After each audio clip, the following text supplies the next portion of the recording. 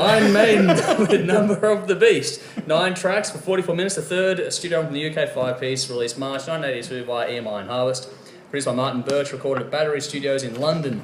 2 singles were released, Run to the Hills and Number of the Beast, taking the album to number 33 in the US, number 1 in the UK, as well as charting very well across Europe.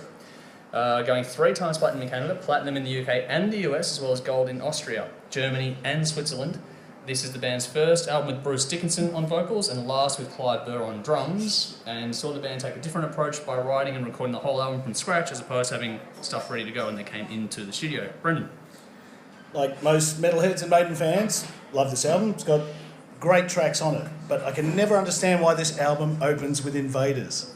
It is probably the weakest album, the weakest song to open a Maiden album, in my opinion. That song, I don't think they've ever played it live. I just don't think it stands up with some of the other material on here. Similar to Power Slave, it's the strong songs on this absolutely make it, but it's got flat spots that are really bloody annoying. Invaders hurts me. 22 Acacia Avenue hurts me. Oh, here we go. Gangland hurts me. Outside of that, it's a fucking masterpiece. So I find this one a little bit tricky. I think they've actually got better albums than this. I think this is their classic and it'll stand the test of time. And it's not to say I would turn any of these songs off, but I do struggle. And like I said, I skip Invaders every time. It doesn't belong on there. I find it really annoying. But look, it's still a great album. I don't think it quite reaches the heights, but the great songs on here are, of course, magnificent. I give it also 9 out of 10 still, even after that criticism, because the good stuff is so good. Highlights: Hallowed Be Thy Name, Run to the Hills, Children of the Damned, and The Prisoner. Thanks, Jimmy.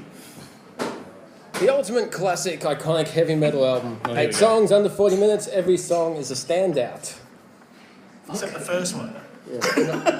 And a few others. Perfect writing and the performances are amazing. The first album with Bruce Dickinson, and he nails it. Great vocal performances, energy and personality. He really puts his stamp on these songs. The growth of this band from Killers to Number of the Beast has to be commended, because they took a lot of step-ups in a lot of different places.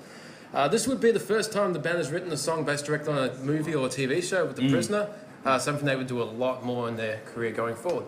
I could go on and on about how good this album is, but you've probably heard it, so you know it, and if you haven't heard it, your life must suck. And how good is the album artwork for this album? 10 out of 10, it has to be. You're wrong.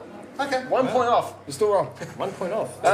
Personal favourites are Children of the Grave, The Prisoner, 22 Acacia Avenue, Number of the Beast, and Hallowed Be Thy Name. Okay, I can kind of understand Invaders, where you're coming from, but 22 Acacia You still Avenue... give it a 10? Yes! Surely that's at least half a point off. 10. No. Okay. Okay. Yeah, we're going to start a new one that's going to run for the next 3 months Right, behind the here we scenes on this. Keep your eye on Facebook, people. This could be real. Should publish all of our chats one day, I really should. They won't be talking by the end of the night, and I'm pretty sure none will be talking to me. Oh, You should be between us. Possibly not.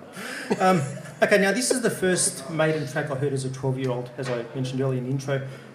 So this was a time back in primary school, obviously before kids were talking about music with each other. And I knew I was a bit of a different unit when I rocked up to grade 6 campering in my Iron Maiden top, and everyone's reading Michael Jackson, Michael Madonna, Culture Club, and Been there, man. good old Ghostbusters. But I was in the Maiden top, so I knew I was a bit of a different unit back then, and it's continued. Okay, so with Dickinson in the fold, Maiden's music received a completely new, more melodic sound and diverse sound, and obviously that's the main difference here between this and the Di'Anno records that preceded it. Dickinson, obviously for me, much better fit for Maiden than Di'Anno, especially given where the band was going to go on this album and after it. I can't imagine Di'Anno pulling this material off, and especially stuff like we mentioned Power Slave and stuff before. I can't imagine him pulling that kind of stuff off. So Dickinson was a perfect fit for this band at that time as well. As much as I loved it as a kid, I've heard this album hundreds, if not thousands of times over the journey. And all that time after all that time I've come to a two-line description about this band, this album I should say. When it's good, it's almost untouchable, but when it's bad, it stinks. So no, honestly, we see the best and worst of Maiden on this record. Really? Yeah, I think so, yeah. Well, not the worst. Yeah, the worst. Yeah, true, that's a couple of years away. We see the best and the not so best of Maiden.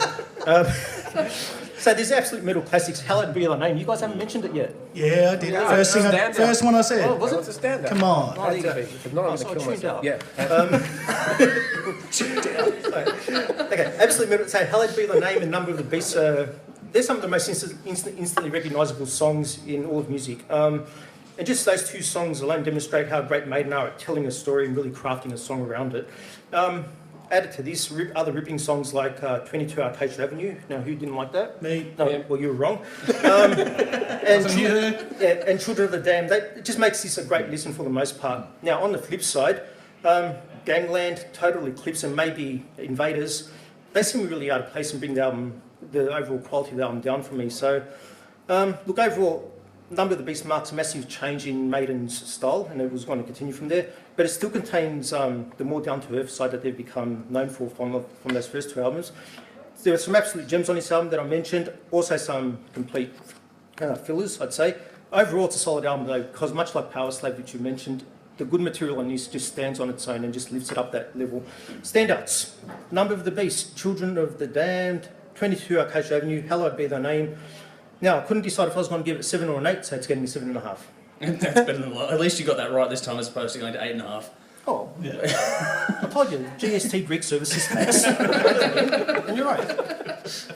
For those that are at home watching tonight, they're going to see that. Now, you should check out the backstory to this album, especially the story about Martin Birch having a car accident with a minibus at Nuns and receiving a repair bill worth £666. Yeah. All right. Now, apparently, on top of that, there's all sorts of things, stories in the studio, lights turning off and power going out, and all sorts of nonsense going on. So, bit of an interesting sort of backdrop to the album when you think about it all. Out Diano, in Dickinson, and what an upgrade. I honestly respect Paul and his work with the Irons, but there is simply no substitute as far as I'm concerned with Bruce Dickinson. He's a weapon, and Steve Harris is very keen to use him well. What Bruce brings to this band, even though it may only be a moral contribution due to avoid being sued, is fantastic. He allows this band so much more musical freedom, and the melodies and notes now available in the composition, joined by Bruce's power, really to bring this band to a whole new level. I also love how they are exploring other things as well.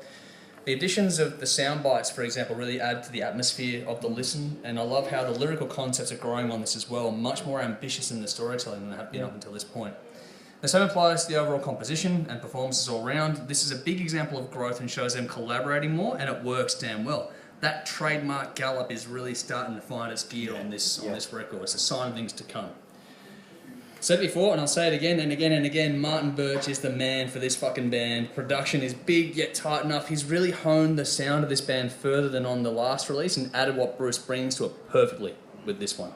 And I love the space his production adds to this as well. Great use of things like reverb on the guitar solos, for example, really do flesh this out nicely. For me, it's got fantastic track order and flow, and I love the 1-2 punch of Beast and Hills right next to each other in the middle of the album. Very well done. I never ever get tired of those two songs. The story behind that infamous scream is history of itself. You all know the story behind that scream, yeah?